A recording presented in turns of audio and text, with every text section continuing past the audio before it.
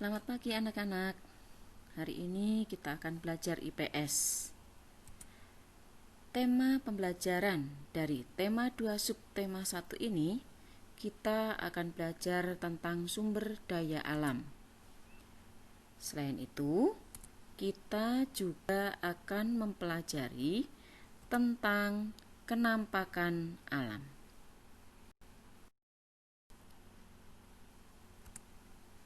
Kalian tentu sering mendengar istilah sumber daya alam atau yang disingkat dengan SDA. Nah, sumber daya alam adalah segala sesuatu yang berasal dari alam yang dimanfaatkan untuk memenuhi kebutuhan hidup manusia. Sumber daya alam dibedakan menjadi dua. Yang pertama, sumber daya alam yang dapat diperbaharui. Sumber daya alam yang dapat diperbaharui adalah sumber daya alam yang jika digunakan terus-menerus tidak akan habis. Sementara, sumber daya alam yang tidak dapat diperbaharui adalah sumber daya alam yang jika digunakan terus-menerus maka lama-kelamaan akan habis. Kita juga akan belajar tentang kenampakan alam. Pada dasarnya, karakteristik kenampakan alam dibagi menjadi dua bagian, yaitu kenampakan alam wilayah daratan dan kenampakan alam wilayah perairan. Kenampakan alam wilayah daratan, misalnya dataran tinggi. Dataran tinggi adalah dataran yang terletak pada ketinggian lebih dari 200 meter di atas permukaan air laut. Yang kedua, dataran rendah. Dataran rendah adalah dataran dengan ketinggian sampai 200 meter di atas permukaan air laut. Jadi mulai dari 0 sampai dengan 200 meter di atas permukaan air laut. Lanjutnya adalah pantai. Pantai adalah batas antara daratan dan perairan laut. Dan yang berikutnya, tanjung. Tanjung adalah daratan yang menjorok ke laut. Dan yang terakhir adalah gunung. Gunung adalah daratan yang menjulang tinggi seperti kerucut. Dan satu lagi, pegunungan.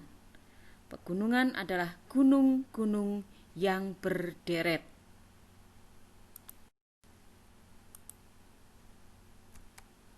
Nah, ini adalah contoh dataran tinggi. Seperti ini kenampakan dataran tinggi. Kita akan pelajari lebih lanjut dataran tinggi.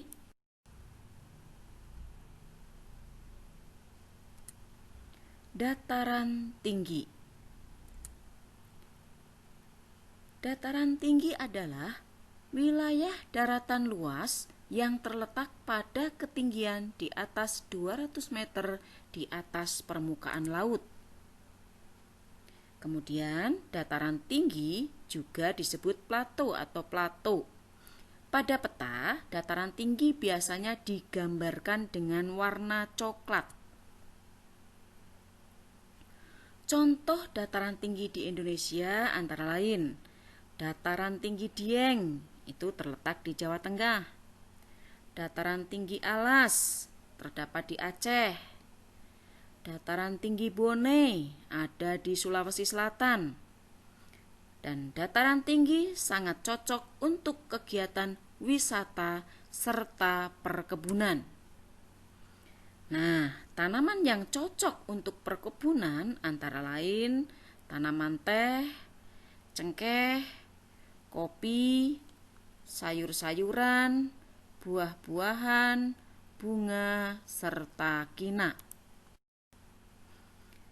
Nah, ini contoh dataran rendah. Seperti ini kenampakannya atau penampakannya. Dataran rendah itu apa? Dataran rendah adalah wilayah datar yang memiliki ketinggian antara 0 sampai 200 meter di atas permukaan air laut. Pada peta, dataran rendah biasanya digambarkan dengan warna hijau. Dataran rendah banyak dimanfaatkan untuk pemukiman, industri, serta pertanian. Ibu kota provinsi di Indonesia hampir semuanya berada di dataran rendah dan dekat dengan laut, seperti kota Jakarta, Surabaya, dan Pontianak. Manfaat dari dataran rendah sebagian besar untuk lahan pertanian, tanaman pangan, dan perkebunan kelapa, padi, palawija, serta tebu. Selanjutnya kita akan mempelajari macam-macam pantai. Ada apa saja ya pantai itu? Nah, di sini ada pantai landai dan pantai curam. Contohnya seperti apa? Nih, gambar pantai landai. Sementara yang ini gambar pantai curam. Berikutnya pantai bertebing dan pantai karang. Contoh gambar pantai bertebing seperti ini. Dan yang ini pantai karang.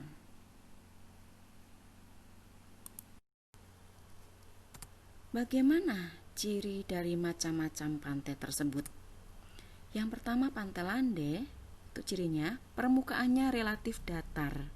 Contohnya pantai mangrove dan pantai delta. Sementara pantai curam itu berupa tebing curam dengan laut yang dalam. Contohnya pantai-pantai yang ada di selatan Jawa dan barat Sumatera. Sementara pantai bertebing, ini cirinya pantainya curam dan di muka tebing dengan laut yang dangkal. Sementara pantai karang ini di dasar laut sepanjang pantai terdapat terumbu karang. Contohnya pantai di Sulawesi, Maluku, dan Nusa Tenggara. Nah, ini adalah penampakan alam yang berupa pegunungan. Perhatikan di sini,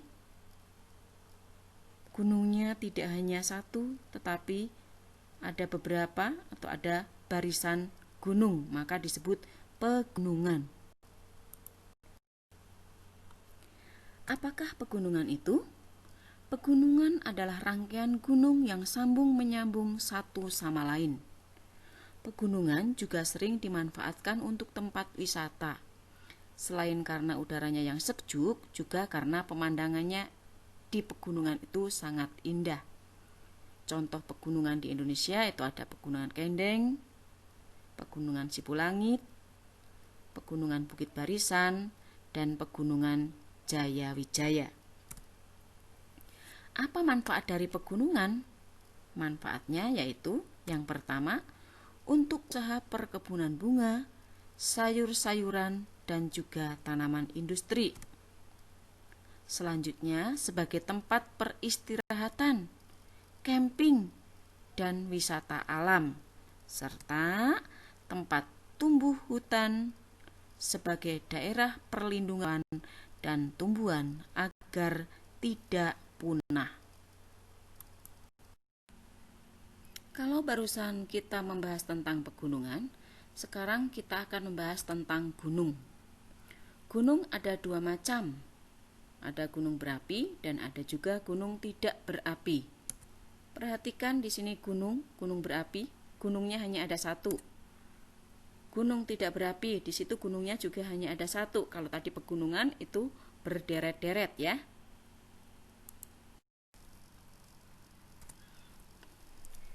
Apakah gunung itu?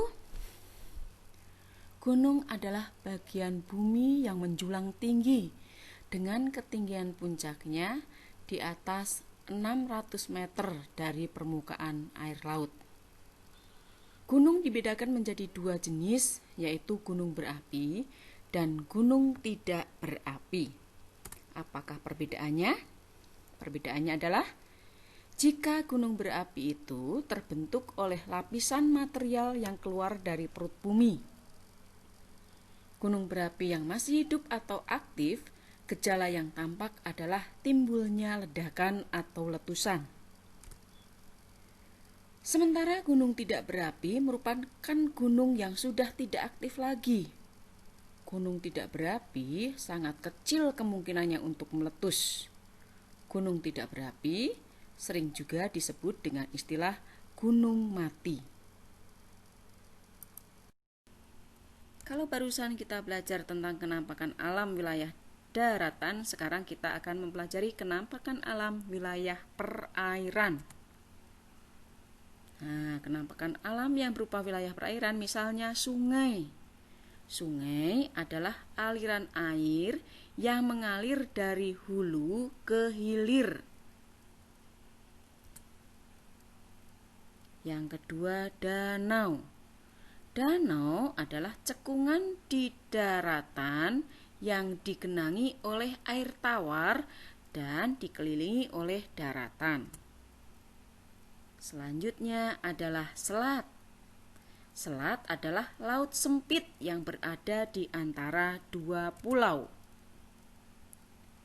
Selanjutnya, laut. Laut adalah cekungan yang luas serta dalam dan digenangi oleh air asin. Bahas satu persatu kenampakan alam perairan tersebut ya. Yang pertama tadi adalah sungai. Nih, contoh sungai. Seperti ini kenampakannya.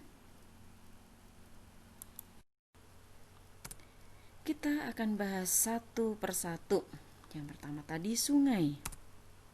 Sungai adalah aliran air yang panjang yang berasal dari mata air dan bermuara atau berakhir di laut. Manfaat sungai bagi masyarakat sekitar antara lain yang pertama, untuk irigasi atau mengairi sawah. Yang kedua, tempat memelihara ikan dengan menggunakan keramba. Yang ketiga, sebagai prasarana transportasi dan juga perdagangan, yaitu di pasar terapung. Dan yang berikutnya, dapat dimanfaatkan untuk pembangkit tenaga. Selanjutnya kita akan melihat danau. Seperti ini kenampakan danau. Lihat, indah sekali bukan?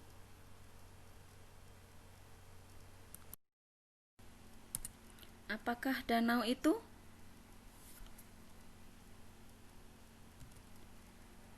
Danau adalah daratan yang cekung dan terisi oleh air. Pada umumnya, genangan air danau relatif luas. Berdasarkan cara terbentuknya, ada dua macam danau itu. Yang pertama danau buatan dan yang kedua danau alam. Danau buatan adalah danau yang dibuat oleh manusia dengan cara membendung air sungai. Danau buatan sering disebut dengan istilah waduk. Sementara yang satu lagi adalah danau alam. Danau alam adalah danau yang terbentuk oleh peristiwa alam. Misalnya peristiwa letusan gunung api, peristiwa gerakan kulit bumi, serta pelarutan batuan kapur oleh air hujan. Danau yang berukuran relatif kecil disebut telaga. Ada juga yang menyebut rawa-rawa atau paya-paya.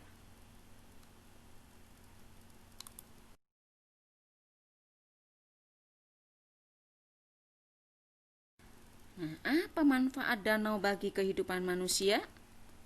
Manfaat danau atau waduk antara lain, yang pertama, untuk menampung air hujan sehingga bisa mengurangi banjir. Yang kedua, untuk pengairan sawah dan industri. Yang ketiga, tempat memelihara dan juga untuk menangkap ikan.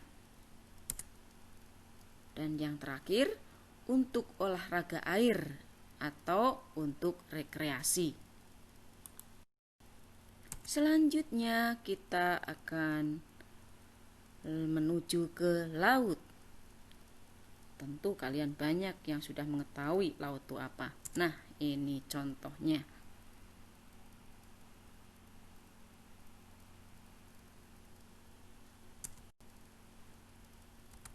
Apakah laut itu? Laut adalah genangan air yang sangat luas dan dalam. Kedalamannya bisa mencapai 1000 meter atau lebih. Sedangkan kedalaman laut tepi antara 0 meter sampai dengan 200 meter. Air laut rasanya asin karena mengandung garam. Di dalam laut terdapat banyak kehidupan, antara lain tumbuhan laut, kerang, dan berbagai jenis ikan. Laut di Indonesia sangat luas. Luasnya melebihi dari luas daratan di Indonesia. Karena 2/3 wilayah Indonesia itu berupa laut atau perairan.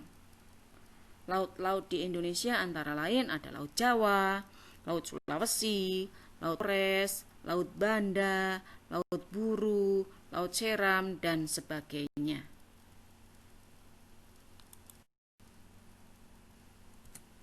Sekian, terima kasih dan selamat belajar. Tuhan memberkati.